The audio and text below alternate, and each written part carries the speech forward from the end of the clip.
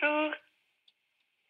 Alors, vous gérez le site radiocamino.net et excursion.be. Vous savez un peu nous expliquer ce que vous faites, ce que vous proposez? Alors ma passion, moi, c'est 2 choses. C'est d'abord de découvrir la Belgique avec mes enfants. C'est comme ça qu'il y a 15 ans, j'ai commencé à raconter chaque mercredi une excursion que nous faisions en famille sur excursion.be. C'était un petit peu, voilà, un petit carnet de bord de nos découvertes à travers notre beau pays. Et il y a 10 ans, je me suis également passionnée pour le pèlerinage de Saint-Jacques-de-Compostelle et j'ai commencé à marcher en Belgique.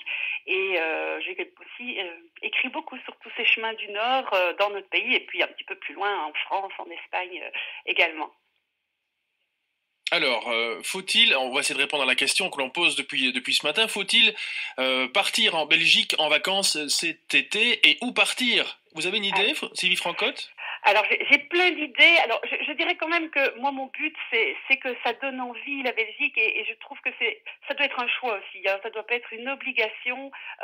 Mon envie moi c'est de partager ces magnifiques découvertes et donner envie aux gens de me suivre et de suivre notre famille à la découverte de la Belgique. Mais voilà, j'ai envie aussi de garder ce côté liberté et pas que ça devienne une obligation ou un deuxième choix parce qu'on n'a pas voilà, on a peur ou on n'a pas envie d'aller ailleurs. Donc restons bien d'accord avec ce point-là.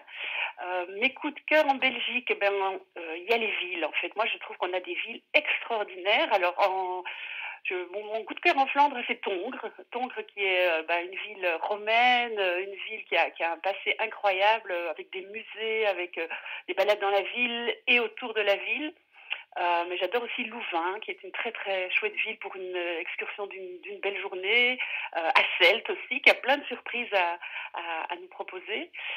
Et puis en Wallonie, aussi, moi j'aime bien aller découvrir des lieux qu'on ne connaît pas. Par exemple, est-ce que vous auriez pensé aller en excursion à Philippeville ou à Fosse-la-Ville ou à Comblain-au-Pont? Eh ben, figurez-vous que quand vous arrivez là-bas, vous allez à l'office du tourisme et ils vous donnent plein de petites idées de balades, de visites. Et donc on peut apprendre énormément de choses sur notre patrimoine, notre nature, notre histoire, mais voilà, en étant vraiment tout près de chez nous, dans des petits lieux insolites comme ça.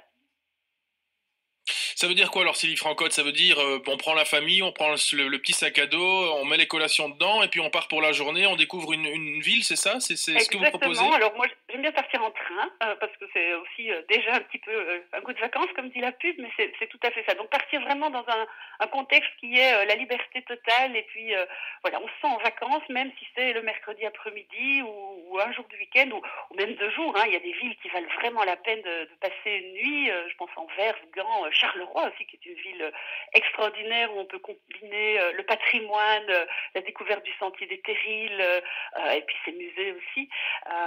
J'aime bien aussi me promener simplement entre deux gares. C'est aussi une façon voilà, de découvrir des coins un peu méconnus. Vous savez, vous pouvez prendre le train jusque Bilzen et marcher jusque Tongres, ou de Bruxelles, vous pouvez aller à Halle à pied, revenir en train, ou entre Jemelle et Marlois. Il y a des tas de petites idées comme ça, et ça vous donne tout de suite un dépaysement assez formidable. Alors, c'est assez paradoxal, mais est-ce que vous pensez que ce déconfinement ou ce confinement, eh bien finalement, va donner l'opportunité aux gens de découvrir la Belgique autrement, plutôt que de vouloir absolument passer la frontière? Alors, je vais parler un peu des pèlerins qui sont aussi des gens que je côtoie beaucoup et j'ai effectivement pu constater que les chemins de Saint-Jacques et les chemins de pèlerinage en Belgique ont énormément d'attrait. J'ai organisé une conférence sur la Via Arduina, qui est un chemin d'une petite dizaine de jours entre Malmedy et Orval. Il y avait 540 personnes qui ont souhaité participer à cette conférence. Donc, ça montre vraiment qu'il y a, oui, un vrai intérêt, en tout cas au niveau randonnée, pour nos chemins belges. Est-ce que ce sera la même chose au niveau du tourisme familial? C'est à voir aussi. J'ai essayé une fois d'emmener mes enfants en vacances en Ardennes plutôt qu'en Espagne. Bon, je suis pas sûre que mes ados ont fort adoré, donc à voir. Hmm. Alors j'imagine que le pèlerinage vers Saint-Jacques-de-Compostelle, c'est peut-être pas pour aujourd'hui, en tout cas peut-être pas pour aujourd'hui ni pour demain. Eh bien, en fait, c'est pas vraiment vrai parce qu'on peut être en pèlerinage même quand on marche une journée sur un chemin qui a, je dirais, cette magie dans son histoire.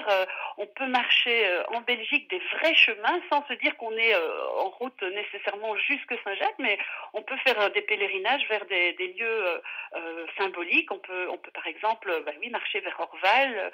On peut aussi parcourir entièrement la Belgique d'est en ouest. On peut savez, on peut marcher d'Aix-la-Chapelle jusque Tournai sur des chemins de Saint-Jacques, ou du nord au sud, on peut partir de la frontière hollandaise et aller jusque Givet. Ça fait déjà quelques jours de marche, hein, même j'ai une personne qui va présenter ce soir un chemin qui fait 80 jours et 1600 kilomètres en Belgique. Donc il y a de quoi faire. Hein. Oui, il va dans tous les sens. Alors il va à gauche, à droite, il monte, il Ah, redescend. et il fait une belle boucle, oui. Il parcourt en fait toutes les églises Saint-Jacques de Belgique et ça s'appelle le chemin de la Buse et elle fait oui, 80 jours et 1600 kilomètres. Donc effectivement pas mal de petits détours, mais une vraie belle boucle autour de toute la Belgique. Allez, on va encore profiter un peu de vous, Sylvie Francotte. Vous nous avez déjà donné quelques idées pour pouvoir faire des excursions cet été. Si vous disiez tout à l'heure, vous parliez de Tongres, la ville la plus ancienne de Belgique. Mais voilà, si vous aviez un coup de cœur à nous proposer cet été pour un départ en vacances en Belgique ou alors une excursion très intéressante, ce serait lequel? Eh bien, à Tongres, je garde mon coup de cœur parce que vous avez cette basilique qui est extraordinaire, avec un musée archéologique qui est sous la basilique, qui va non seulement vous parler de l'histoire religieuse, mais également du sous-sol romain. Juste à côté, vous avez le fabuleux musée gallo-romain de Tongres, qui est vraiment splendide. Et puis, dans Tongres, vous avez la balade sur les traces d'Ambiorix, qui est marquée de clous de bronze dans le sol. Et puis juste autour de Tongres, vous pouvez faire une très jolie boucle une dizaine de kilomètres à peine jusqu'à un petit village qui s'appelle Rutten, avec aussi une église très intéressante. Et en même temps, c'est un ancien chemin de pèlerinage également. On va vous parler des jeux mystères des Vormarus, donc qui sont des choses assez extraordinaires dans notre pays. Et puis bon, vous avez aussi à Tongres, j'espère qu'ils vont réouvrir bientôt, mais de très chouettes cafés, des bons petits restaurants. Et puis vous pouvez même faire du shopping si vous aimez ça. Donc Tongres, pour moi, c'est la ville parfaite qui combine tout ce qu'on aime quand on est en vacances, l'histoire, le patrimoine, la nature, même la spiritualité si on a envie. Oui, il n'y a pas la mer, mais on peut y manger des moules et elles sont très bonnes d'ailleurs.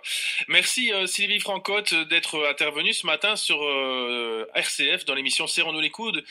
Et puis bonne randonnée en tout cas pour cet Merci été. beaucoup. Ben oui, on attend avec impatience le moment où on pourra recommencer. Le sac à dos est prêt et les chaussures trépignent. Merci Sylvie Francotte, belle journée et puis à très bientôt en tout cas. Nous, on fait une petite pause musicale.